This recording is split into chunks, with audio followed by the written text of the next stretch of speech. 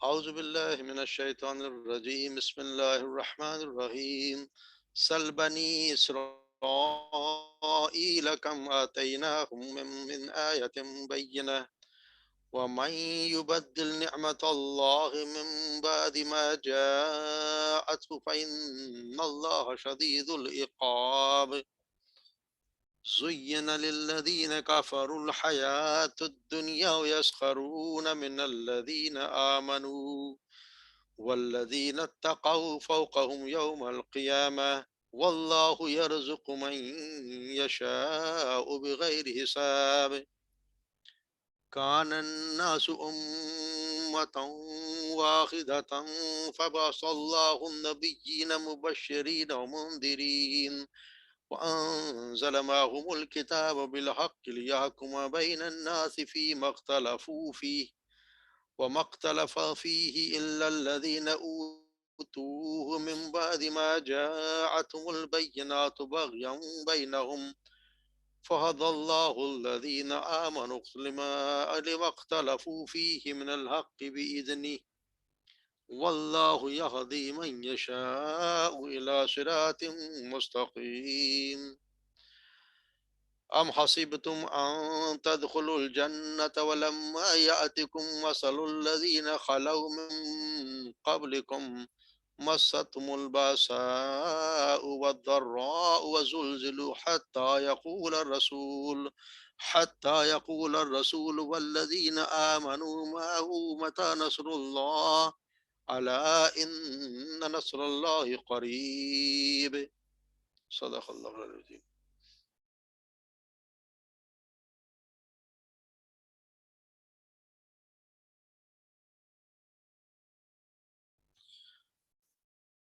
سل بنی اسرائیل پوچھے یعنی سوال کریں بنی اسرائیل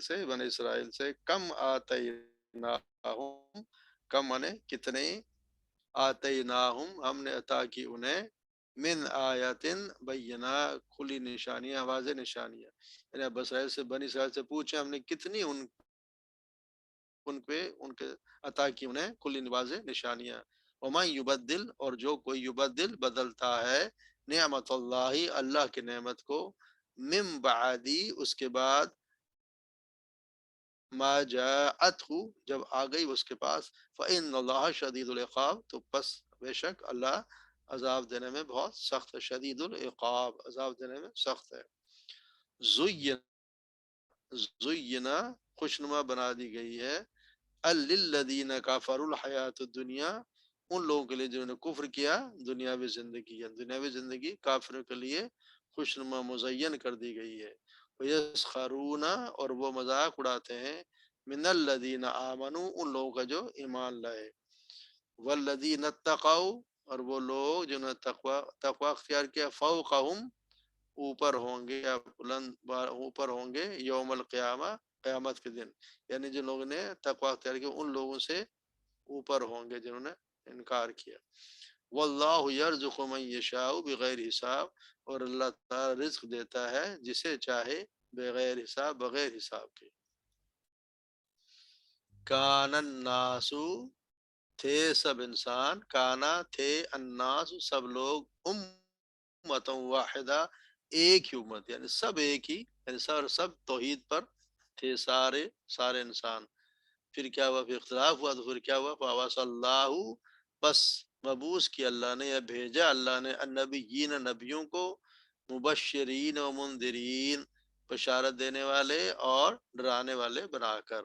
فانزل معهم الکتاب اور نازل کیے اس نے ان کے ساتھ کتاب انزلہ اس نے نازل کیا معهم ان کے ساتھ الکتاب کتاب بالحق حق کے ساتھ لیحکما تاکہ یحکما وہ فیصلہ کرے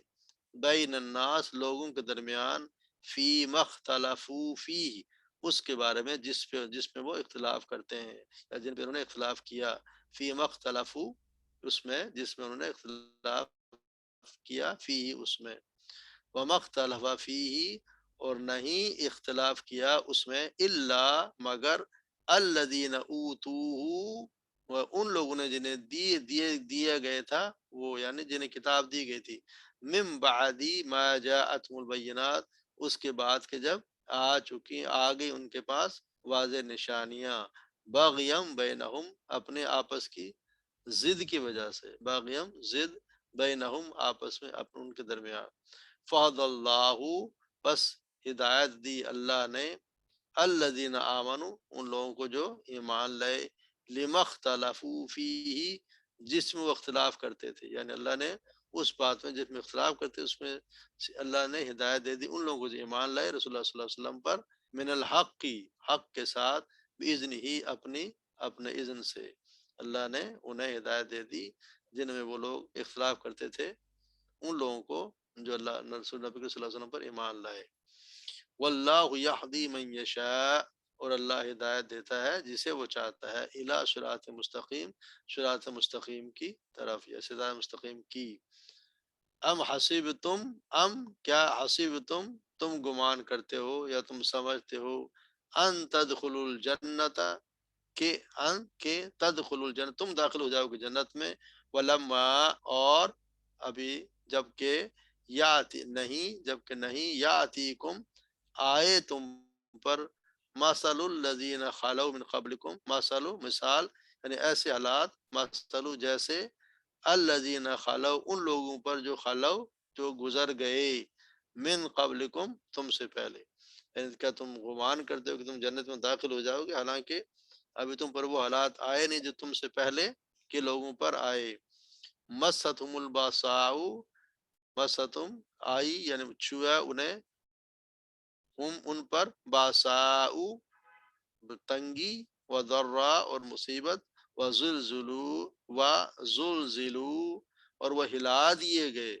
حتیٰ یہاں تک کہ یقول، یا پکار اٹھا رسول، یا کہا رسول نے، والذین آمنوا، اور ان لوگوں نے جو ایمان لائے، مع ان کے ساتھ، یعنی رسول نے اور ایمان اور سب نے کہا، پکار اٹھے، متی نصر اللہ، متی کا یعنی کب آئے گی نصر اللہ کی مدد، اللہ سن لو، خبردار، ان بے شک، نصر اللہ، اللہ کی، ان کی وجہ سے نصرا، را پر زبر ہے، ان نصر اللہ، بے شک اللہ کی مدد، قریب، اللہ کی مدد قریب ہی ہے، یعنی اتنے حالات خراب ہوئے کہ اللہ کی مدد بھی، اب رسول بھی مانگنے پہ مجبور ہو گئے۔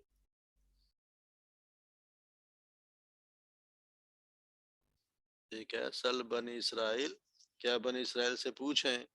بنی اسرائیل کے زیادہ اس زمانے میں انہیں کا زیادہ زور تھا، اور وہی بہت زیادہ اصلاحات، آپ صلی اللہ علیہ وسلم سے کہا کہ ان سے پوچھیں کہ کم آتے ہیں، کتنی ہم نے نشانیاں دی انہیں، کم آتے ہیں ان پہ کتنی ہم نے دی انہیں، من آیات بکی، واضح نشانیاں، انہیں کتنی واضح نشانیاں دی گئیں، موسیٰ علیہ السلام کو جبروں کو توڑ کے لیے ان کو لاٹھی دی گئی، ان کا ہاتھ اب دیکھا چمکتا ہوا نکل آتا تھا، ان کے زمانے میں بہت زیادہ ٹیڈیوں کے آیا، مینڈکوں کے آئے، خون کے عذاب آیا، اور سب ان کی وجہ سے وہ دعا کرتے تھے، پڑ جاتا تھا، کتنا ان کو بنی اسرائیل کو اللہ تبارک و تعالیٰ نے سمندر کو پھاڑ کے ان کو بھجوا دیا، پھر منو سلوا ان کے لیے اتارا گیا، آسمان پہ بادل، سب کچھ ان کے لیے، کیا کچھ نہیں کیا گیا، تو آپ صلی اللہ علیہ وسلم نے کہا ان سے پوچھیں کہ کتنی ہم نے تم پہ کھلی واضح نشانیاں تمہیں عطا کی، مگر انہیں کیا کیا، وَمَن يُبَدِّلْ نِعْمَةَ اللَّهِ، جو کوئی بدل دے اللہ کی نعمت کو، یعنی اللہ انہوں نے اس کو کفر کیا، اسے اعراض کیا، تو یہ اللہ کی نعمت کو بدلنا ہے، اس کو نہ ماننا، اسے انکار کرنا، اس کی ناشکری کرنا، یہ اس کی نعمت کو بدل دینا ہے، تو جو کوئی بدل دے، وَمَن يُبَدِّلْ نِعْمَةَ اللَّهِ مِن بَعْدِ مَا جَاءَتْهُ، جب کے بعد اس کے بعد کہ جو آج اس کے پاس، فَإِنَّ اللَّهَ شَدِيدُ الْعِقَابِ، تو اللہ تبارک و تعالیٰ عذاب دینے بہت سخت ہے، یہ بنی اسرائیل کے لیے وعید ہے کہ تم نے یہ حرکتیں کی ہیں، ایمان نہیں لا رہے اور اس سے اعراض کر رہے تھے، یاد رکھو کہ اللہ تبارک و تعالیٰ عذاب دینے میں بہت سخت ہے۔ پھر اللہ کا فرما رہے ہیں کہ زُیّنَ لِلَّذِينَ كَفَرُوا، زُیّنَ خوشنما بنا دی گئی ہے، مزین کر دی گئی ہے، یہ فعل مجہول ہے، زُیّنَ فعل مزین کر دی گئی ہے ان لوگوں کے لیے، للذین، ان لوگوں کے لیے، کافر جو کافر ہیں، الحیات الدنیا، دنیاوی زندگی، یعنی کافروں کو دنیاوی زندگی خوشنما بنا دی گئی ہے، وہ اسی پہ خوش ہیں، اسی کے لیے سب کچھ کرتے ہیں، اسی میں سارا ان کی ساری تگ و دو اسی کے لیے جو کچھ ہم نے کمانا ہے یہیں پہ کمانا ہے، یہی زندگی ہے. جو کچھ کرتے ہیں نہ کوئی حلال حرام کوئی ان کو تفریق نہیں ہے، بس مقصد دنیاوی زندگی کے عیش و آرام اور اس کے لیے کمانا، اسی راحت کا حاصل کرنے کے لیے اللہ نے ان کے لیے یہ مزین کر دی ہے. اور یسخرون من الذین آمنوا، اور مذاق کرتے ہیں. یعنی اس زمانے مسلمان غریب تھے، آج بھی ان کے مقابلے میں تو نہیں تھے، اس لیے وہ مذاق اڑاتے ہیں. جو غریب تھے ان کا مذاق اڑاتے ہیں مسلمانوں کا. والذین، لیکن اللہ کہتا ہے والذین اتقوا، مگر جن لوگوں نے تقوی اختیار کیا، فوقہم، وہ ان سے اوپر ہوں گے قیامت کے دن، یعنی ان سے رتبے کے لحاظ سے قیامت کے دن وہ بہتر ہوں گے. تو قیامت کے دن جو زندگی آخرت کی زندگی ہے، اصل میں زندگی تو وہ ہے دنیاوی زندگی. تو اللہ تبارک و تعالیٰ آپ صلی اللہ علیہ وسلم کہ اگر دنیا کی قدر و قیمت اللہ کے نزدیک مشرق کے پر کے برابر بھی ہوتی تو اللہ تعالیٰ کسی کافر کو اس میں سے ایک گھونٹ پانی بھی نہ پلاتا. اللہ کے ہاں دنیاوی زندگی کی کوئی حیثیت ہے نہیں. اصل زندگی ہے آخرت کی، جس میں جنت. سیدنا سہل بن سعد رضی اللہ تعالیٰ عنہ، رسول اللہ صلی اللہ علیہ وسلم نے فرمایا جنت میں ایک کوڑے کے برابر جگہ، یعنی جو گھوڑے کو دبکانے کے لیے ہاتھ میں کوڑا، اس کی جگہ دنیا معافی ہا، جو کچھ اس کے درمیان وہ سب سے بہتر ہے. یعنی اتنی سی جگہ جنت کی اگر مل جائے تو وہ بھی دنیا اور جو کچھ اس کے اندر اس سب سے بہتر ہے، اتنی جگہ بھی. اور آپ ہے کتنی. سیدنا مستور بن شداد رضی اللہ تعالیٰ بیان کرتے ہیں رسول اللہ صلی اللہ علیہ وسلم نے فرمایا اللہ کی قسم آخرت کے مقابلے میں دنیا ایسی ہے جیسے تم میں سے کوئی شخص اپنی انگلی کو سمندر میں ڈالے پھر دیکھے کہ وہ کتنی تری لے کر لوٹی ہے. یعنی سمندر سے جو پانی کی انگلی پہ آ گیا ایک قطرہ، وہ آپ کی دنیاوی زندگی ہے. اور باقی جو سمندر ہے وہ سارا آخرت، وہ آخرت کی زندگی ہے. اور اب اندازہ لگا لیں کہ ہم سب صرف اس ایک قطرے کے پیچھے پڑے ہوئے ہیں. ایک قطرے کی زندگی جو قطرہ میں مل جائے بس اس کو ہم نے بہتر سے بہتر بنانا ہے. ہماری طاقت و ساری زندگی 50-60 سال اسی ایک قطرے کے پیچھے ہے اور ہم اس کو نہیں دیکھ رہے. جو باقی زندگی جو آخرت کی زندگی ہے لا محدود، جس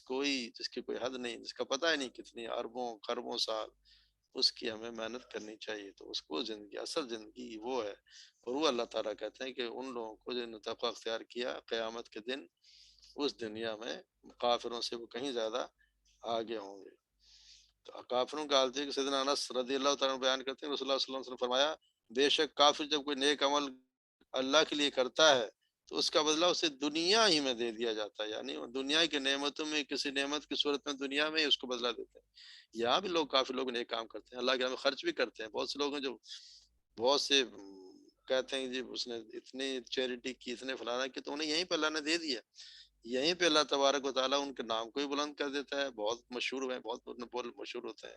پیسہ بھی اللہ ان کو دیتا ہے، ان کی مشہوری بھی ہو جاتی ہے. ان کا بدلہ جو انہوں نے کام کیا، جنت انہیں کو ملے گی جو آپ صلی اللہ علیہ وسلم پر، اللہ پر، یوم قیامت پر ایمان لائے گا. مومن کے علاوہ کوئی جنت میں داخل ہوگا نہیں. تو یہاں پہ لیے جو کر رہا ہے، لوگ کہتے ہیں جی سر اتنے اچھے عمل کر رہے ہیں، تو اس کا کیا، اس کا صلہ اس کو یہیں پہ مل رہا ہے. اور اسی لیے آپ جا کے دیکھ لیں جو کافروں کے ملک ہیں وہ اس وقت بہت زیادہ آگے بھی ہیں اور وہ ساری سہولیات سے مزین، اور ساری سہولت بھی ان کو حاصل ہے. تو اس کا بدلہ انہیں ملتا جا رہا ہے. واللہ یرزق من یشاء بغیر، اور اللہ تعالیٰ رزق دیتے ہیں جسے چاہے بے حساب. اللہ تبارک و تعالیٰ تو جس کو چاہے رزق دے دے، اس کی مرضی ہے. کافر کو دے اس کی مرضی ہے، مسلمان کو دے. وہ تو آزماتا ہے، کسی کو دے کے آزماتا ہے، کسی سے لے کے آزماتا ہے. اور ایسا آپ سے دینے کے لیے بھی اللہ تبارک و تعالیٰ رضی اللہ تعالیٰ عنہ، رسول اللہ صلی اللہ علیہ وسلم نے فرمایا اللہ تعالیٰ فرماتا ہے ابن آدم تو خرچ کر، میں تجھ پر خرچ کروں، یعنی تو دے میں تجھے دوں گا. اسی طرح سے ابو ہریرہ سے روایت ہے کہ آپ رسول اللہ صلی اللہ علیہ وسلم نے فرمایا ہر روز صبح کے وقت 2 فرشتے آسمان سے نازل ہوتے ہیں. ان میں سے ایک کہتا ہے اے اللہ خرچ کرنے والے کو اس کی عوض عطا فرما، اور دوسرا کہتا ہے اے اللہ بخل کرنے والے کے مال کو تباہ و برباد کر دے. یعنی روزانہ 2 فرشتے آتے ہیں، وہ اللہ سے یہ دعا کرتے ہیں. جو رزق جو اللہ کے راہ میں دیتا ہے، اس لیے کوشش کریں کہ روزانہ ایک عادت ڈالیں، روزانہ اللہ کی راہ میں کچھ نہ کچھ دیں. ضروری نہیں ہے بہت زیادہ ہے، چاہے 10 روپے دیں، 20 روپے دیں، 50 روزانہ عادت ڈال. روزانہ ایک مقرر کر لیں کہ ہم نے یہ روزانہ دینا ہے، تو اللہ تبارک و تعالیٰ اس کے بدلے میں بہت زیادہ دیتے بھی ہیں، اور اس کو انشاءاللہ قبول فرما کے آخرت میں بھی وہ آپ کا ذخیرہ ہوگا۔ اسی طرح سیدنا ابو ہریرہ رضی اللہ تعالیٰ عنہ بیان کرتے ہیں، رسول اللہ صلی اللہ علیہ وسلم نے فرمایا، ابن آدم کہتا ہے کہ میرا مال، میرا مال، حالانکہ تیرا مال تو صرف ہوا جسے تو نے کھا لیا اور ہضم کر لیا، یا پہن لیا اور بوسیدہ کر دیا، یا صدقہ کر کے آگے بھیج دیا۔ یہ تین ہی چیزیں ہیں، یا تو نے کھا لیا وہ تیرا مال ہے، جو تو نے پہن لیا وہ تیرا مال ہے، یا جو تو نے اللہ کی راہ میں دے کے آگے بھیج دیا وہ تیرا مال۔ ایک روایت میں اس کے سوا جو ہے وہ جانے والا، اور تو اس کو لوگوں کے لیے پیچھے چھوڑنے والا ہے۔ یعنی جو پیچھے چھوڑ کے جا رہا ہے وہ تو تیرے پیچھے والوں کا وارثوں کا ہے، تیرا تو وہی ہے جو تو نے آگے بھیج دیا۔ تو آپ صلی اللہ علیہ وسلم نے ایک حدیث میں آتا ہے جس کے مفہوم یہ ہے کہ آپ صلی اللہ علیہ وسلم نے پوچھا کہ تم میں سے کون ہے جو اپنے مال سے زیادہ اپنے وارثوں کے مال کو پسند کرتا ہے؟ تو صحابہ کرام کہ رسول اللہ کوئی بھی نہیں۔ تو آپ نے یہ حدیث، یہی الفاظ کہے کہ تیرا مال تو وہ ہے جو تو نے خرچ کر لیا، جو تو نے کھا لیا، جو اللہ کی راہ میں بھیج دیا، باقی جو تو چھوڑ کے جائے گا وہ تو وارثوں کا ہے۔ تو اپنی زندگی میں جو آپ اللہ کی راہ میں دے دیں، اپنی زندگی میں خرچ کر دیں، وہ بہتر ہے، وہ کہیں بہتر ہے۔ اس کے لیے ایک اور واقعی بات ہے کہ اس کا مفہوم ہے، آپ صلی اللہ علیہ وسلم کو ایک صحابی آئے اور انہوں نے وصیت کی کہ میرے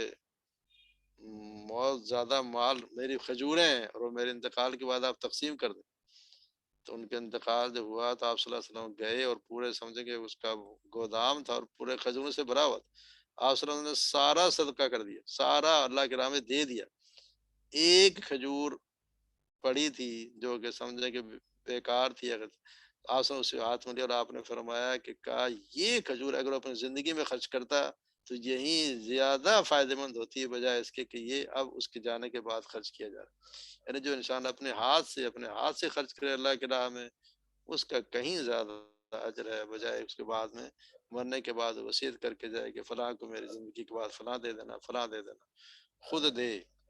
خود مال پہ سانپ بن کے نہ بیٹھے، اس کو آگے چلائے۔ اسی طرح پھر آگے اللہ تبارک و تعالیٰ کہتے ہیں کان الناس امۃ واحدہ، سب لوگ، سب انسان ایک امت، یعنی سب جو تھے وہ شروع میں سب انسان توحید پر ہی، ایک ہی دین تھا ان کا، سب توحید پر تھے۔ اس کے بعد اختلاف ہونے لگے، اس کے اختلاف ہوئے تو پھر اللہ نے فبعث اللہ نبیین مبشرین ومنذرین، اللہ نے بھیجے نبی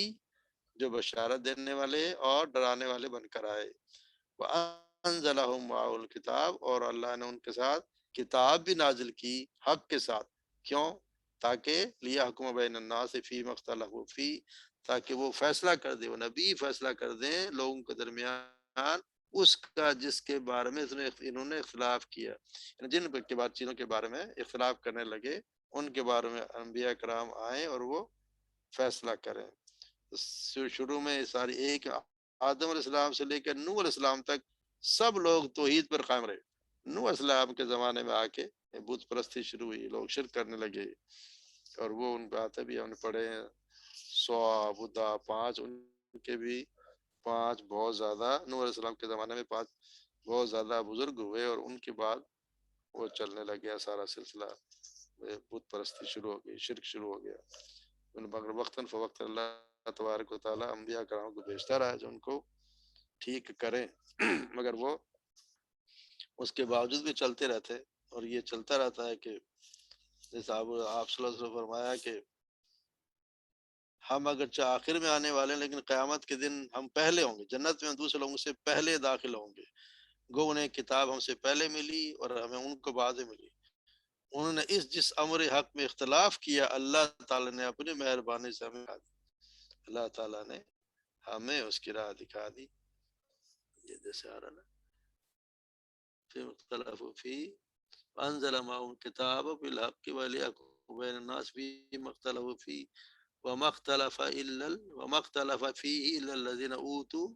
اور نہیں اختلاف کیا اس میں مگر ان لوگوں نے جنہیں کتاب دی گئی تھی، جنہیں کتاب دی گئی تھی انہوں نے اس میں اختلاف کیا۔ کیوں کیا؟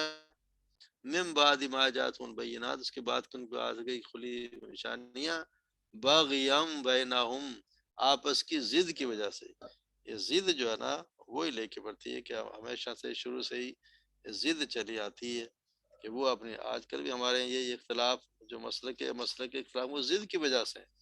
حالانکہ اور یہی ہمارے یہاں بھی آ گئے تو اس کی وجہ سے سارا معاملہ اختلاف بھی ہو گئے، اور قوم کا بھی کوئی اس کی حیثیت نہیں رہی، آپس اختلاف کی وجہ سے سب تباہ و برباد ہو گیا، مسلمانوں کا کوئی پوچھنے والا نہیں، کوئی ان کی حیثیت نہیں، وجہ یہ ہے کہ اختلاف ہو گئے، کوئی ان میں اتحاد نہیں، اس لیے ساری قوت بھی ختم ہو گئی۔ اللہ نے پہلے کہا اختلاف کرو گے تو تمہارے پھونک نکل جائے گی، یعنی تمہاری کوئی روب نہیں رہے گا، تو وہ ہمارے ساتھ ہو گیا۔ اور اس میں کیا فَهَدَى اللَّهُ الَّذِينَ آمَنُوا، اور پھر ہدایت دی اللہ نے الذین آمنوا، ان لوگوں کو جو ایمان لائے، جو رسول اللہ صلی اللہ علیہ وسلم ایمان لائے، اس اختلاف میں سے ان لوگوں کو اللہ نے ہدایت دے دی، لما اختلافوا، جس میں انہوں نے اختلاف کیا، فی، جس میں من الحق، حق کے ساتھ، باذن، اپنے اذن کے ساتھ، اپنے اذن سے اللہ نے ان لوگوں کو ہدایت دے دی جو اللہ کے نبی صلی اللہ علیہ وسلم پہ ایمان لے آئے۔ اور یہ اللہ کی مرضی ہے کہ جس کو وہ چاہے ہدایت دے، واللہ یہدی من یشاء، اور اللہ ہدایت دیتا ہے جسے وہ چاہے، الی صراط مستقیم، صراط مستقیم کی، اللہ تعالیٰ جس کو چاہے ہدایت دے۔ اور پھر اللہ تعالیٰ کہتا ہے کہ ہم حسیبتم ان تدخلوا الجنۃ، کیا تم سمجھتے ہو کہ جنت میں داخل کر دیے جاؤ گے؟ کیا تم نے یہ سمجھا ہے کہ جنت میں داخل کر دیے جاؤ گے؟ ولما یاتکم، اور جب کہ نہیں آئی تم پر، مثل الذین خلو من قبلکم، ان لوگوں کی طرح کے حالات، خلو جو گزر گئے، من قبلکم تم سے پہلے، جو تم سے پہلے گزر گئے ان جیسے حالات تم پر نہیں آئے۔ انہیں کیا ہوا؟ انہیں تنگ دستی آئی، انہیں تکلیفیں پہنچی، اور وہ ہلا کر رکھ دیے گئے، یہاں تک کہ رسول بول پڑا، رسول پکار اٹھا، اور وہ لوگ جو ایمان لائے اس کے ساتھ، رسول کے ساتھ، کہ یا متا رسول اللہ، کہ اللہ کی مدد کب آئے گی۔ یہ حالات جب ہو جائیں تو اس وقت اس میں آپ صلی اللہ علیہ وسلم کے پاس جب بہت زیادہ صحابہ کرام تنگ ہوئے، بہت زیادہ ان کو تنگ کیا گیا مکہ میں، تو صحابہ کرام آپ صلی اللہ علیہ وسلم کے پاس گئے، اس کا سیدنا خباب بن عرت رضی اللہ تعالیٰ بیان کرتے، ہم نے رسول اللہ صلی اللہ علیہ وسلم سے شکایت کی، اور آپ صلی اللہ علیہ وسلم اس وقت کعبہ کے سائے میں اپنے چادر کے ذریعے ٹیک لگائے بیٹھے ہوئے تھے۔ ہم نے کہا کہ اللہ کے رسول، کیا آپ ہمارے لیے اللہ سے مدد طلب نہیں کریں گے؟ کیا آپ ہمارے لیے دعا نہیں فرمائیں گے؟ رسول اللہ صلی اللہ علیہ وسلم نے فرمایا، تم سے پہلے ایک آدمی کے لیے گھڑا کھودا جاتا، پھر اس کو اس میں کھڑا کر کے آرا لا کر اس کے سر پر رکھ کر اسے دو حصوں میں چیر دیا جاتا، لیکن یہ اذیت اسے اس کے دین سے نہ روکتی۔ اسی طرح کسی کی ہڈیوں اور پٹھوں سے گوشت لوہے کی کنگھیوں سے کے ساتھ اتار دیا جاتا، لیکن یہ اذیت بھی اسے دین سے نہ روک سکتی تھی۔ اللہ کی قسم، اللہ تعالیٰ اس دین کو ضرور پورا فرمائے گا، حتیٰ کہ ایک سوار سنا سے حضر موت تک آئے گا، اور اسے اللہ کے سوا کسی اور کا ڈر نہ ہوگا، اور صرف بھیڑیے کا خوف ہوگا، یا اور کہیں بکریوں کا کھا نہ جائے، بس یعنی اتنا امن و امان ہو جائے گا، مگر اس کے لیے انتظار کرو، حالات کا مقابلہ کرنے کے لیے آپ صلی اللہ علیہ وسلم نے فرمایا حالات کا مقابلہ کرو۔ تم سے پہلے لوگوں کو اتنی تکالیف اٹھائیں تو آپ بھی کو بھی صبر سے کام لینا پڑے گا۔ تو جنت اتنی آسان نہیں ہے، کتنی مہنگی جنت، جس کا ایک کوڑے برابر بھی پوری دنیا سے بہتر ہے،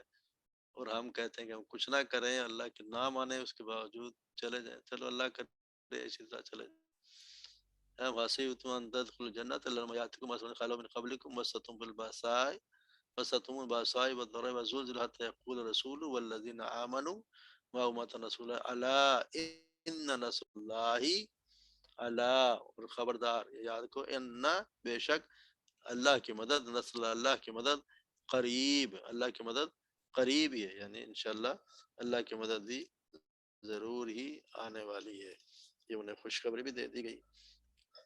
تو اللہ تبارک و تعالیٰ قبول فرمائے جو آج ہم نے پڑھا، جو کچھ سمجھنے کی توفیق عطا فرمائے، ہمیں اس پہ عمل کرنے کی توفیق بھی عطا فرمائے۔ جی کوئی سوال تو نہیں اس پہ؟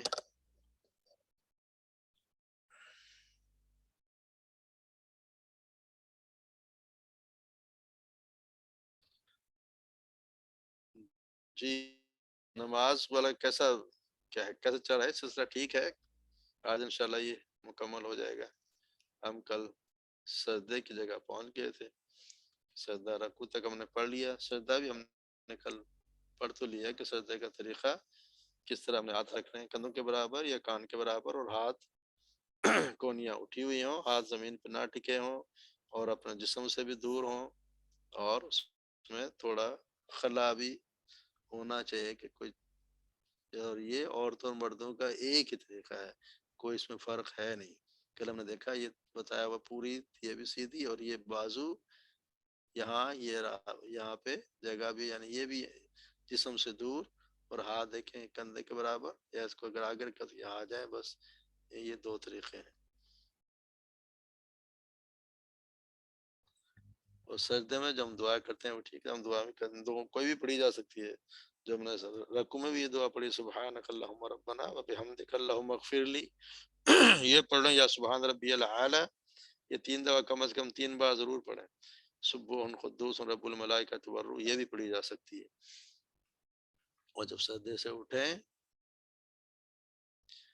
سیدنا انس رضی اللہ تعالیٰ عنہ نے نبی نماز کا طریقہ سکھانے کے لیے نماز پڑھائی، اس میں ہے کہ جب وہ سجدے سے اپنا سر اٹھاتے تو ٹھہرے رہتے، یعنی ایک سجدے سے جب اٹھے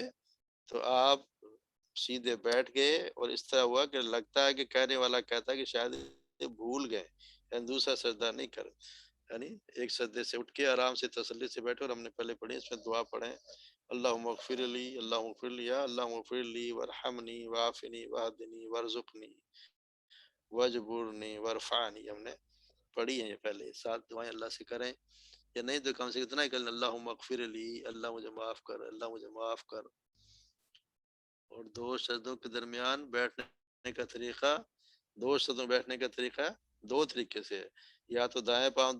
کھڑا کر لیں اور بائیں پاؤں بچھا کر بیٹھ جائیں، جیسے دائیں پاؤں کھڑا اور بائیں پاؤں پر ہم بیٹھ جاتے ہیں، یا دونوں پاؤں کھڑے کر کے ان پر بیٹھنا بھی جائز ہے، یعنی 2 سجدوں کے درمیان جو بیٹھیں تو آپ بائیں پاؤں پہ بیٹھ سکتے ہیں، دائیں پاؤں کھڑا رکھیں، یا پھر دونوں پاؤں کھڑے کر کے ان پر بیٹھنا بھی جائز ہے، جیسی تصویریں نے دی ہوئی ہیں، دونوں طریقے سے بیٹھ سکتے ہیں۔ ایک یہ طریقہ ہے دونوں پاؤں پہ بیٹھنے کا، اور ایک یہ ہے اس طرح ہم بیٹھتے ہیں، اکثر اسی طرح زیادہ تر لوگ بیٹھتے ہیں، تحیات میں بھی، پہلے جو تحیات اس میں بھی، اور دونوں سجدوں کے درمیان بیٹھنے کا طریقہ، جیسے عورت بھی اسی طرح بیٹھی ہوئی ہے، اور دونوں سجدوں کے درمیان اب کچھ دیر بیٹھیں تو دعا پڑھیں، رب اغفر لی، رب اغفر لی، اے رب مجھے معاف فرما، اے رب میری مغفرت فرما۔ اور بھی ہم پڑھ سکتے ہیں، اللہم اغفر لی ورحمنی وعافنی واہدنی وارزقنی وجبرنی، یہ ہم نے پڑھے ہیں، اللہم اغفر لی، مجھے معاف کر دے، مجھ پر رحم فرما۔ اور یہ بیٹھنے کا طریقہ، اپنے دونوں ہاتھ اپنے رانوں پہ رکھیں سامنے، اور نہ انگلیاں زیادہ بالکل بند ہو، نہ زیادہ کھلی ہو۔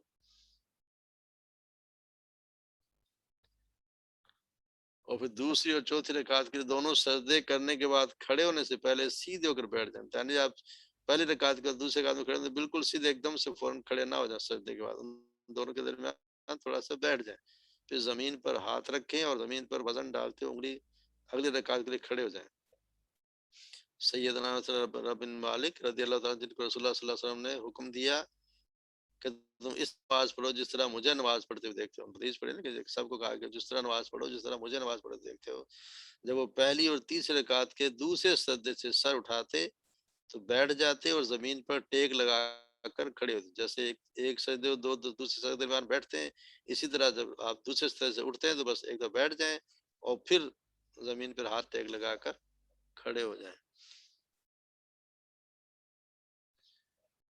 دوسری رکعت کو بھی پہلی رکعت کی طرح مکمل کر لے، دوسری رکعت میں دعا استفتاح اور تعوذ نہیں پڑھنا، جیسے کل شکرہ پوچھے تھے نا کہ اعوذ باللہ و تعوذ دوسری رکعت میں، پہلی رکعت میں پڑھتے ہیں، دوسری رکعت میں، تیسری میں، چوتھی میں ان میں نہیں پڑھنا، بسم اللہ سے ہی سورہ فاتحہ کا آغاز کا، بسم اللہ سے ہی شروعات کرنی ہوتی ہے، تعوذ صرف پہلی رکعت پڑھنا، اس کے بعد نہیں پڑھنا۔ یہ تو ہم نے ابھی دیکھا ہے کہ آپ تو پہلے تشہد میں بیٹھنے کا طریقہ، آپ صلی اللہ علیہ وسلم 2 رکعت کے بعد بیٹھتے تو دائیں پاؤں کھڑے رکھتے، 2 رکعتوں کے بعد بیٹھتے تو دائیں پاؤں کھڑے، جیسے ابھی ہم نے دیکھا پاؤں رکھ کے بیٹھنا، یہ والا طریقہ۔ آپ دوسرے یعنی پہلی جو تحیات ہے، اگر 4 رکعتوں والی اور 3 رکعتوں میں جو جو پہلی 2 کے بعد اتحیات ہے اس میں جب بیٹھتے ہیں تو اس طریقے سے بیٹھتے ہیں، اور جو آخری اتحیات میں بیٹھتے ہیں تشہد میں وہ طریقہ دوسرا ہے۔ بڑھاپے یا بیماری میں اگر اس صورت میں تشہد کے دایاں پاؤں کھڑا کرنا مشکل ہو تو اسے بچھایا بھی جا سکتا ہے، یعنی کوئی ضروری نہیں کہ کچھ لوگ نہیں بیٹھ سکتے جن کا پاؤں مڑتا نہیں ہے یا پاؤں مڑنے میں پھر درد شروع ہو جاتا ہے، تو اس کو آپ اس کو تھوڑا سا بچھا لیں، رائٹ سائڈ پہ بچھا لیں، اور کس طریقے سے۔ اور تشہد میں دایاں ہاتھ ہی تو ہم رکھتے ہیں، دایاں ہاتھ دائیں پر اور ران پر، اور بایاں ہاتھ بائیں ران پر رکھیں، اور دایاں ہاتھ گھٹنے پر اور بایاں ہاتھ بائیں گھٹنے پر رکھیں، اسے گھٹنے پر پھیلا دیں۔ اس کے بعد دونوں بازوؤں کو دونوں رانوں پر بھی رکھنا جائز ہے۔ مرد اور عورت کے تشہد بیٹھنے کا طریقہ ایک ہی ہے، اس میں کوئی فرق نہیں ہے، ایک ہی طریقے سے دونوں نے اتحیات میں بیٹھنا ہے۔ تشہد میں انگلی کو حرکت دینا، دوران تشہد شہادت والی انگلی کے قبل رخ، قبل شہادت والی انگلی قبل رخ، اور جب ہم تو صرف جب کہتے ہیں اشہد ان لا الہ الا اللہ اشہد ان محمد، اس وقت ہم انگلی اٹھاتے ہیں اور اپنی انگلیوں کو، اپنے ہاتھوں کی انگلیوں کو گول موڑ بھی لیتے ہیں جس طرح یہ کرتے ہیں نا، مگر یہ ہے کہ یہ دوران تشہد آپ صلی اللہ علیہ وسلم تو انگلی اٹھا کے رکھتے تھے اور اس کو مسلسل ہلایا بھی کرتے تھے۔ آپ صلی اللہ علیہ وسلم انگوٹھے سے ملنے والی دائیں ہاتھ کی انگلی، شہادت کی انگلی اٹھا کر اس سے دعا کرتے۔ دوسری روایت میں شہادت کی انگلی سے اشارہ کر کے الفاظ ہے، یعنی چھنگلی کہتے ہیں ہاتھ کے چھوٹی انگلی اس کے ساتھ اور انگلی کو بند کیا جائے جیسے ہم کرتے ہیں، اور انگوٹھے اور درمیانی انگلی ملا کر حلقہ بنایا جائے اور شہادت والی انگلی سے اشارہ کیا جائے۔ یہ طریقہ یہ تو آسان ہے، جب تصویر دیکھیں تو پتہ چل جائے گا۔ یہ دیکھیں نا اسی طرح بناتے ہیں نا جب یہ کرتے ہیں اشہد ان لا الہ الا اللہ، لیکن یہ شروع سے ہی کیسا بنانا چاہیے، دائیں ہاتھ کی یہ والی انگلی اس طرح رکھیں، انگلی حلقہ بنا لیا اور یہ انگلی دائیں ہاتھ کی انگلی۔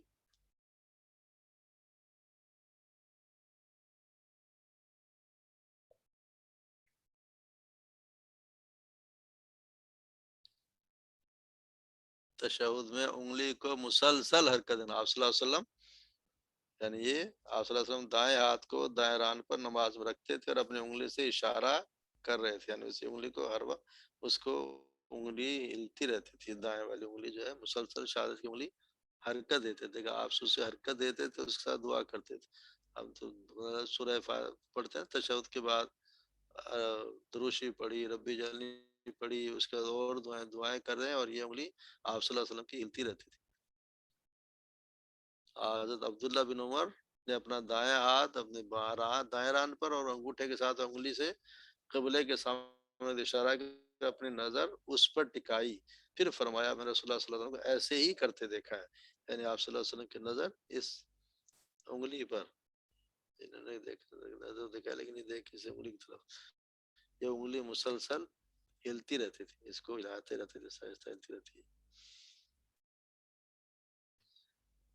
باقی تو ہم دعائیں پڑھتے ہی ہیں، تشہد میں بیٹھ کے یہ دعا پڑھیں، تحیات للہ والصلاۃ والسلام طیبات والسلام علیکم ایھا النبی، یہ تو ہم پڑھتے ہی ہیں۔ تحیات پڑھیں، اس کے بعد دروشی پڑھیں، اس کے بعد ربی جلنی پڑھیں، ابھی اور کوئی دعا پڑھیں،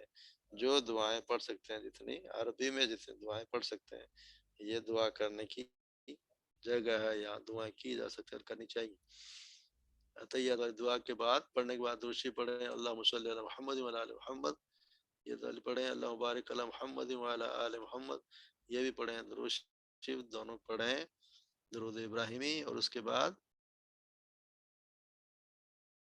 دو تشہد والی نماز میں پہلے تشہد میں درود ابراہیم پڑھا جا سکتا ہے، یعنی جب دوسرے رکعت کے بعد بھی اگر کوئی پڑھ لے تو پڑھا جا سکتا ہے، مگر اپنے ہی اگر کوئی پڑھ لے تو پھر سجدہ سہو کا کہتے ہیں، پتہ نہیں وہ کیوں کہتے ہیں، اگر کسی نے پڑھ لی تو پڑھا بھی جا سکتا ہے، اور پڑھ لی تو کوئی اس کے لیے سجدہ سہو کرنے کی ضرورت نہیں ہے، پڑھ لی تو پڑھ لی، پڑھ لینے میں بلکہ کہتے ہیں کہ جی مستحب اور افضل ہے کہ پڑھ لے، پہلے والے میں بھی اور دوسرے والے میں تو خیر پڑھنی پڑنی، 2 رکعت کے بعد اگر 4 والے میں 2 رکعت کے بعد اتحیات پڑھ کے اٹھنا ہے تو اس سے پہلے آپ درود شریف بھی پڑھ سکتے ہیں، اس میں کوئی منع نہیں۔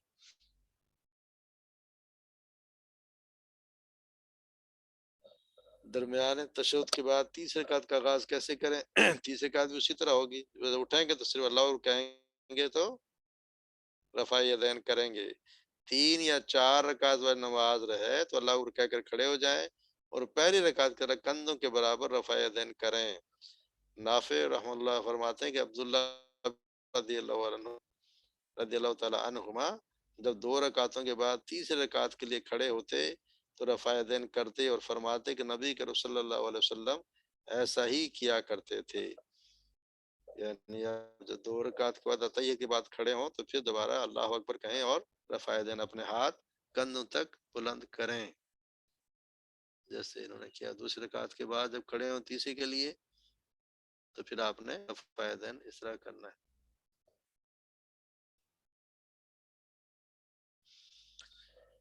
پھر اسی طرح پہلی اور دوسری رکعت، تیسری اور چوتھی رکعت کے بھی ارکان ادا کریں۔ تیسری رکعت میں سورہ فاتحہ کا کوئی صورت پڑھنا چاہے تو پڑھ سکتے ہیں، لیکن ضروری نہیں ہے۔ ہم تو اسی طرح کرتے ہیں کہ پہلی اور دوسری میں سورہ فاتحہ کے ساتھ کوئی صورت پڑھتے ہیں، اور تیسری چوتھی میں صرف سورہ فاتحہ ہی پڑھتے ہیں۔ جیسے لکھا تیسری چوتھی رکعت میں سورہ فاتحہ کے ساتھ کوئی صورت نہ ملانا بھی ثابت ہے، یعنی تیسری اور چوتھی رکعت میں صرف سورہ فاتحہ، پہلی اور دوسری رکعت میں سورہ فاتحہ کے ساتھ کوئی صورت، تو یہاں ملا بھی سکتے ہیں اور نہ بھی ملائیں، مگر اکثر نہیں ملائی جاتی۔ سورہ فاتحہ کے ساتھ قرآن مجید کی کوئی آیت صورت ملانا بھی ثابت ہے، نہ ملانا بھی ثابت ہے، یعنی کبھی آپ صلی اللہ علیہ وسلم نے پڑھی اور کبھی نہیں پڑھی۔ ثابت سے مراد ہے کہ کبھی آپ نے پڑھی اور کبھی نہیں پڑھی، اس طرح دونوں طریقے سے ہو سکتا ہے۔ آخری رکعت مکمل کر کے تو اسی طرح سورہ تشہد کے لیے تحیات کے لیے بیٹھ جائیں۔ دوسرے تشہد کا طریقہ یہ ہے کہ اس سے تھوڑا سا فرق یہ ہے، آپ کو اس طرح سمجھ نہیں آئے گی، جب آپ تصویر دیکھیں گے تو سمجھ میں آئے گی کہ آپ کس طرح بیٹھے، اس طرح بیٹھے۔ یہ جو آپ کا بایاں پاؤں جو ہے وہ دائیں پاؤں کے یہ ٹانگ کے یا نیچے سے نکلا ہے، اور آپ یہ پاؤں اسی طرح رہا دایاں پاؤں، اور یہ بایاں پاؤں یہاں سے ادھر نکلا ہے، اس طرح بیٹھے ہیں۔ یہ ہے آخری تشہد، فائنل تشہد لکھا نا، یعنی اگر دو رکعت والی نماز ہے تو جو تحیات میں بیٹھتے ہیں، اگر چار والی رکعت ہے تو پھر چوتھی رکعت کے بعد جو تحیات میں بیٹھتے ہیں اس کے، تین رکعت والی ہے تو پھر تین رکعت کے بعد آخری تشہد جو ہے اس میں اس طرح بیٹھنا ہے۔ پہلے والے میں تو ہم نے جیسے پڑھا، جیسے ہم نے دیکھا کہ ویسے بیٹھنا ہے، صرف اس پاؤں پہ پاؤں اٹھانا اور باقی یہ ادھر ہی رہے گا، مگر چوتھی رکعت میں یہ اس طرح اور یہ یہاں سے پاؤں نکلا ہوا ہے۔ دیکھیں گے یہاں بھی دکھایا ہوا، یا اگر ویسے کہ کوئی نہ بیٹھ سکے تو یوں بیٹھا جا سکتا ہے،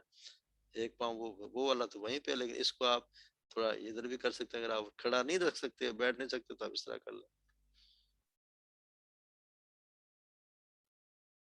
تشہد میں دائیں ہاتھ بائیں گھٹنے پر، بائیں ہاتھ بائیں گھٹنے پر رکھیں۔ یہ تصویر ایک اور آئی ہوگی۔ اور آخر تشہد میں بیٹھ کے پھر دعا آپ نے جیسے پڑھے تحیات للہ پڑھی، اور پھر اس کے بعد درود ابراہیم تو ہم نے پڑھ لی، اس کے بعد دعا، اس کے بعد کوئی بھی دعا کریں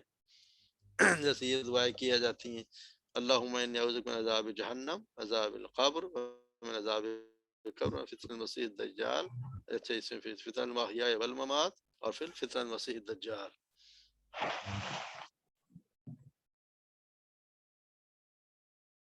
یہ چار چیزوں کی سید عائشہ صدیقہ کہتے ہیں کہ ان کے آپ صلی اللہ علیہ وسلم پناہ مانگا کرتے تھے، اللہم انی اعوذ بک من عذاب القبر، اعوذ فتنة المسیح الدجال، اعوذ فتنة المحیاء والممات، اللہم انی اعوذ بک من المأثم والمغرم، یعنی مجھے گناہوں سے اور قرض سے بھی اللہ تعالیٰ کی پناہ مانگتے ہیں، تو یہ بھی دعا کر لینی چاہیے۔ ربی جلنے کے بعد یہ دعائیں کریں۔ ایک اور بھی ہے، اللہم انی ظلمت نفسی،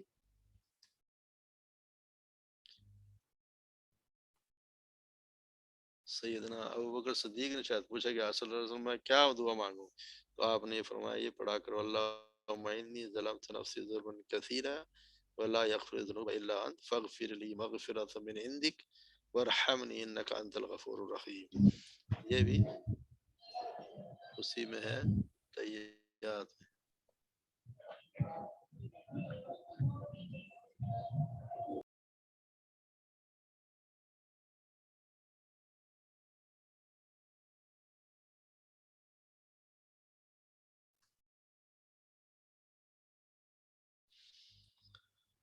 اسی طرح یہ دعا بھی مانگی جا سکتی ہے، اللہم اغفر لی ما قدمت وما اخرت وما اسررت وما اعلنت وما اسرفت وما انت منی انت المقدس لا الہ الا انت. کیا ہو گیا؟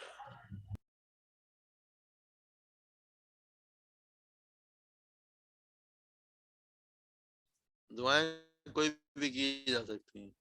ایک یہ بھی ہے اللہم انی اسألک یا اللہ فإنک بأنک الواحد الأحد الصمد الذی لم یلد ولم یولد ولم یکن له کفوا احد ان تغفر لی ذنوبی کہ تو معاف کر دے میرے گناہوں کو انک انت الغفور الرحیم کہ بے شک تو ہی غفور رحیم ہے. یہ اللہ کو اس کا واسطہ دیا گیا. اللہم انی اسألک اللہ میں تجھ سے سوال کرتا ہوں یا اللہ بأنک کہ تو ہی واحد الاحد الصمد تو ہی واحد الصمد ہے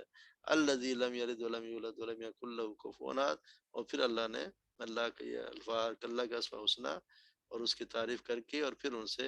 اس وسیلے سے دعا مانگی انت غفر لی کہ تو میرے گناہوں کو معاف کر دے تو ہی ہے غفور الرحیم. یہ دعا چھوٹی سی دعا ہے یاد کر لیں یہ پڑھ لیں. کوئی بھی دعا کی جا سکتی ہے. کوئی بھی دعا جو آپ صلی اللہ علیہ وسلم نے فرمایا سلام و درود کے بعد دعا کا اختیار ہے جو پسند ہو کرے مگر کرے عربی میں اردو میں والی کام نہیں چلے گی یہاں. اور پھر السلام علیکم ورحمۃ اللہ وبرکاتہ سلام کر لیا. تو یہ صرف ایک عطیات میں بیٹھنے کا طریقہ ذرا تھوڑا سا ہمارے عام طریقوں سے مختلف ہے تو اس کو ذرا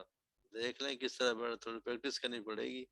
بڑا ہے مشکل ہوتا ہے شروع کے بعد میں آسان ہو جائے گا. یہ عورتیں بڑے آرام سے بیٹھی ہوئی. سٹنگ پوزیشن ہے نمبر 2 اس کے بعد والی ہم نے اسی طرح پڑھا ہے. یہ ہاں جی نہیں تو یہ تو اس کے لیے نا جو اگر ویسا نہ کر سکے تو یہ ایسا بھی کر سکتا ہے. ہاں یہ کل آسان ہے میں نا. اپنے داماد سے پوچھی تھی کہ تم کرتے ہو تو اس نے کہا کہ مجھ سے ہو نہیں پاتا تو میں اسی طرح بیٹھتا ہوں. تو اس سے مجھ میں نے سے کہا بھی نا اس اگر نے ویسا پوچھا نہ کرے ہاں تو میں نے کہا تم بیٹھ نہیں سکتے اور مجھے پتہ نہیں تھا تو میں اسی طرح بیٹھتی رہی ہوں. تو بس وہ کہتے کہ پریکٹس کر سکتے ہیں اگر آپ کو یہ آئے. جی جی آ جاتی ہے پریکٹس کریں تو ہو جاتا ہے آرام سے ایزی ہو جاتا ہے ایزی ہو جاتا ہے صرف پریکٹس. یہ تو خیر ہے ہی بالکل آسان مگر وہ ہاں بھی ہو جاتا یہ والا ہے. جی جی اس طرح بھی ہو تشدد جاتا ہے نا یہ تو. ہے. جی جی اچھا اور آپ دونوں نے جو طریقے 4 ابھی بتائی ہیں 5 بتائی ہیں ابھی تو اس سے پہلے آپ نے 3 بتائی تھی نا جب شروع میں آپ پڑھا رہے تھے. کیا یہی دعائیں جو درود ابراہیمی کے بعد ہیں. دعائیں تو کوئی پڑھ لیں کوئی دعائیں کوئی پڑھ ہاں لیں. رب جلدی ہمارے یہاں اکثر پڑھی جاتی ہے وہی سکھاتے ہیں بچوں کو. ہاں رب جلدی پڑھیں وہ بھی پڑھ لیں اللہم انی ظلمت نفسی ظلما کثیرا الحمدللہ 4 ربنا تو یاد آتنا فی بھی ہیں الدنیا تو پڑھتے بھی ہیں. اور ایک آپ نے ربنا اور بھی آتنا بتائی پڑھ تھی رہی ہے بہترین ہے. اللہم اغفر لی ذنبی کلہ دکہ ہوا جلہ ہو یہ والی بھی بتائی تھی ربنا اولہ ہو مغفر. وآخرہ ہو. جی جی دعائیں کوئی بھی آسن ہونا جو دعا آپ کو اچھی لگے پڑھیں. دعا مانگنا چاہے مانگے دعائیں جو بھی پڑھنا چاہے کریں. جی اور جو بھی کسی آپ نے بھی بتائی صحیح.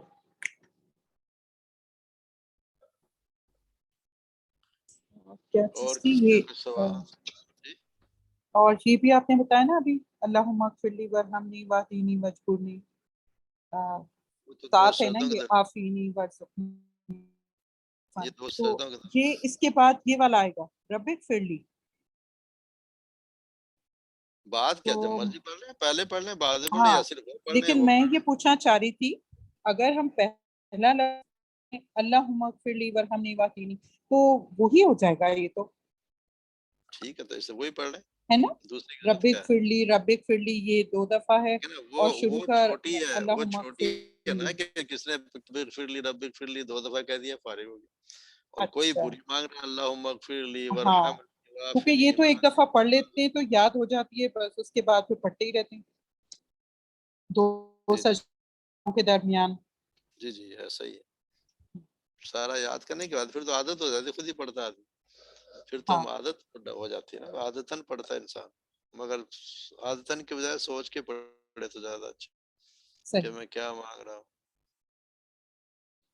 کل چلو والی سلائیڈز کی تو 3 نہیں ہے میرے خیال میں باقی کی سب ہو رہی ہیں الحمدللہ. انشاءاللہ اللہ تعالیٰ سب کو ہمیں توفیق دے، یاد ہو جاتی ہیں، اور بھی تو اتنی چیزیں یاد ہوتی ہیں، تو یہ بھی یاد کرنا کون سا مشکل ہے۔ ٹھیک جی، اور کسی کا تو کوئی سوال نہیں؟ چلے پھر نماز والا چیپٹر بھی مکمل ہوا، انشاءاللہ پھر پیر سے پھر ایڈوانس کورس شروع کر دیں، یہی ہے نا؟ جی آمنہ آپ کیا کہتی ہیں، کچھ سمجھ میں آنے لگا کہ نہیں؟ آپ کو تو تھوڑی بہت آ رہی ہوگی عربی۔ السلام علیکم رشید چچا، میں یہ جاننا چاہ رہی تھی کہ آپ نے یہ جو پہلے گرامر کی لی ہیں کلاس وغیرہ، تو یہ ہیں آپ کے اس پہ یوٹیوب والے چینل پہ؟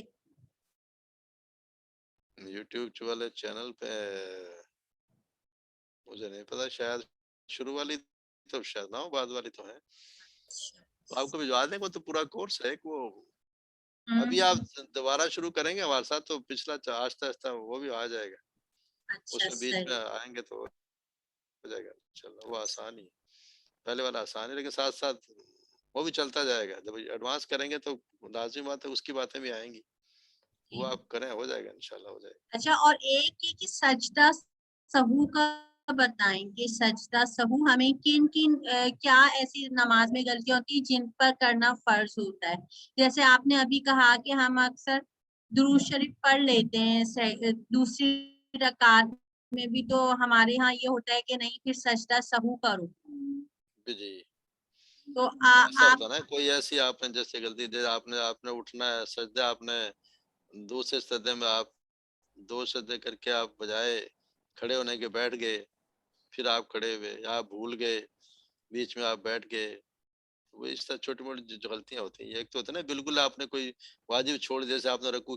کیا ہی نہیں، آپ نے سجدہ کیا ہی نہیں، وہ نہیں۔ لیکن اگر آپ نے جیسے آپ نے 2 رکوع کے بعد آپ نے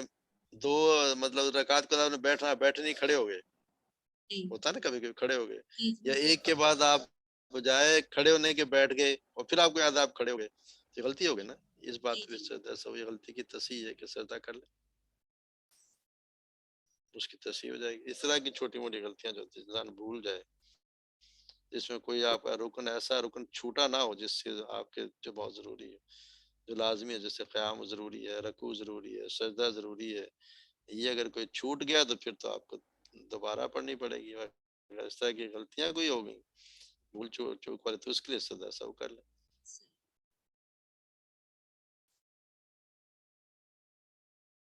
ٹھیک ہے کہ ابھی کنفیوژن ہے؟ جی جی ٹھیک ہے۔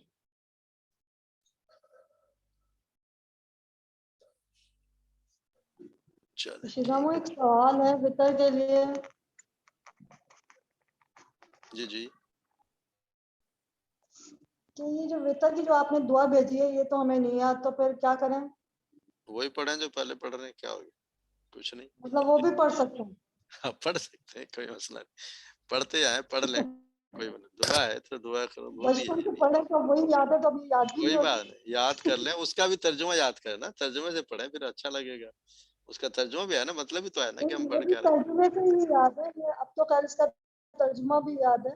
لیکن جو بھی آپ نے بھیجی ہے وہ نہیں یاد فی الحال۔ یہ بھی کر لو، کیا ہوگا، آہستہ آہستہ کر لیں، کوئی ضروری ہے 10 دن میں یاد ہو، 1 مہینے میں یاد مطلب ہو پھر جائے، یہ 2 پڑھ مہینے۔ سکتے ہیں، مطلب اس کو یہ بھی ہاں پڑھ آپ سکتے پڑھ ہیں؟ سکتے ہیں، پڑھ سکتے ہیں، پڑھ سکتے ہیں، بالکل پڑھ، ٹھیک ہے۔ ہاں پڑھیں پڑھیں، اس میں کوئی کنفیوژن نہیں، پڑھیں پڑھیں، بس پڑھیں ضرور، نماز ضرور پڑھیں، اس کے بغیر کوئی زندگی نہیں۔ چلیں ٹھیک ہے پھر، سبحانک اللہم و بحمدک، اشہد ان لا الہ الا انت، استغفرک و اتوب الیک۔ السلام علیکم و رحمۃ اللہ وبرکاتہ۔